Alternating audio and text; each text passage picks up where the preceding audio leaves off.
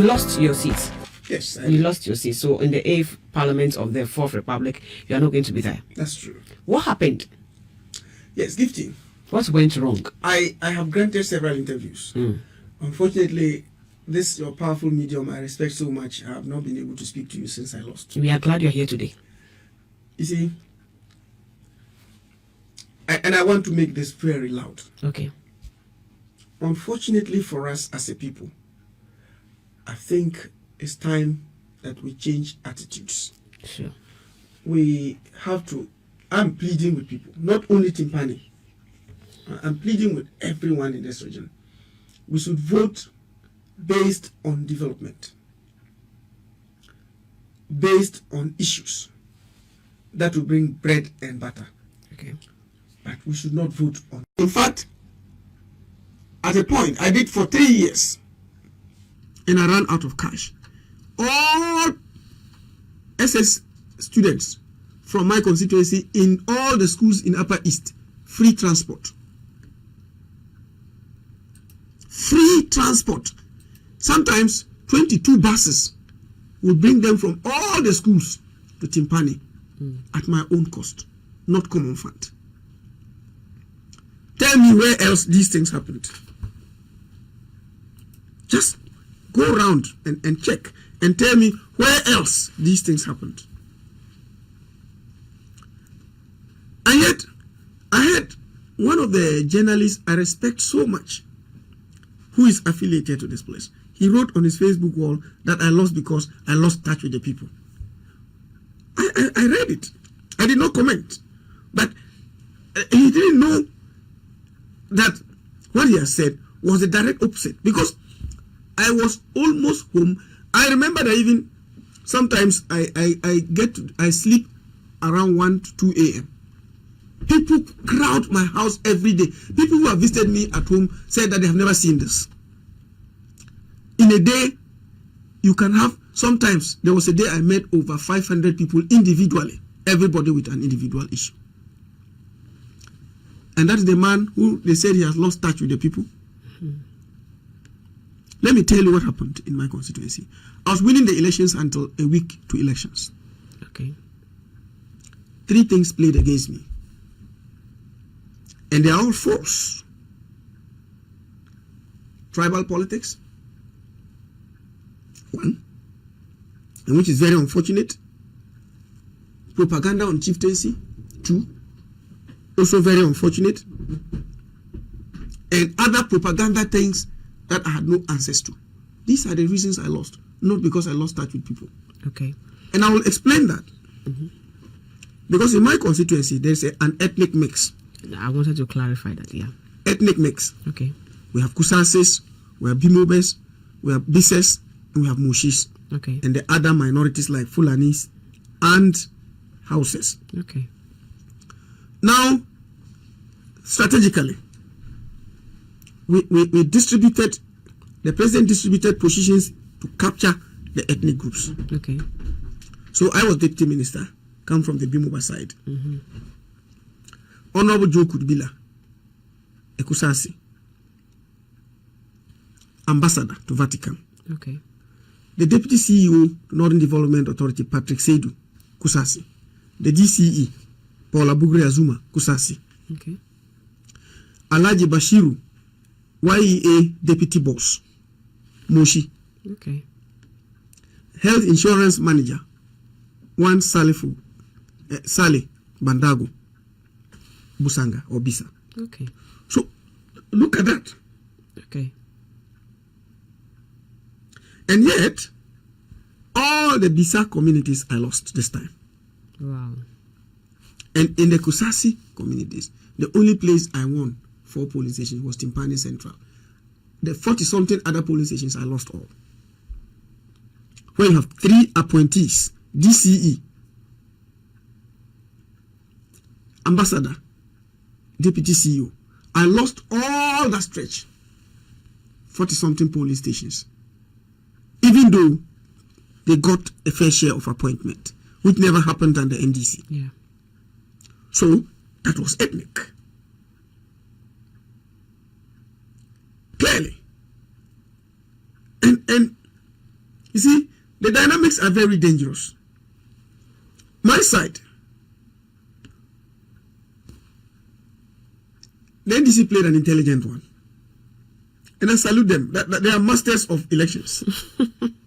What did they do? They called some of my relatives from the Bimuba side and told them that, look, John Mahama is winning. So when he wins, one of you will be DCE. So they also did a palace coup. So my side was also split. Okay. And so my opponent, from my side, my opponent got about close to 7,000 votes. Okay. From my side. On your own side. And then, at the end, I lost by 4,000. So even in spite of the fact that I lost all the other states, if my own side hadn't done the division based on the promises given them, I would have seen one. Yeah. So that's why I said I salute the NDC. Okay. That was a strategy. Divide and rule. That's it. And these are facts. You can cross-check. You are, a journalist I have so much respect for. And I know that the sky is not even the limit for you. Go higher. Amen. I want to tell you that in Upper East, ask yourself one fundamental question. I asked one of your sister stations the day before yesterday. I asked that question. And I would like to keep you on one. Just one. Upper East voted against free senior high school, even though we are poor. Again, look at the other regions. Even Northeast, Northern region, Savannah, where the former president comes from, they all endorsed free senior high school. Upper East overwhelmingly rejected it. Nobody can tell me they didn't reject it. If they had bought the idea, MPP would have won the region. Number two, our people are peasant farmers. The majority of our people are peasant farmers. Planting for Food and Jobs came in 2017. I used to go home gifting, and especially this time of the year, or March, April, old ladies, poor people, they would troop to my house when I was a private lawyer, buy maize for us. We are hungry. For the past 4 years, nobody has knocked my door to ask for maize. What they ask for when they are hot is that give us something to get ingredients. And I say, okay, let me rather get you a loan to do business and take care of yourself because I cannot feed you forever. Planting for Food and Jobs came. Recounting and there is bumper harvest. Yet we have lost in all the areas where this fertilizer is gone and they have enjoyed it. You sound disappointed in the people. Absolutely. If there's a stronger word, I would have loved it. Because I cannot come into terms with the fact that you are in a period and you are going through suffering. Somebody brings in policies to relieve you of the suffering and you tell the person we don't like you. Are you voting issues and policies?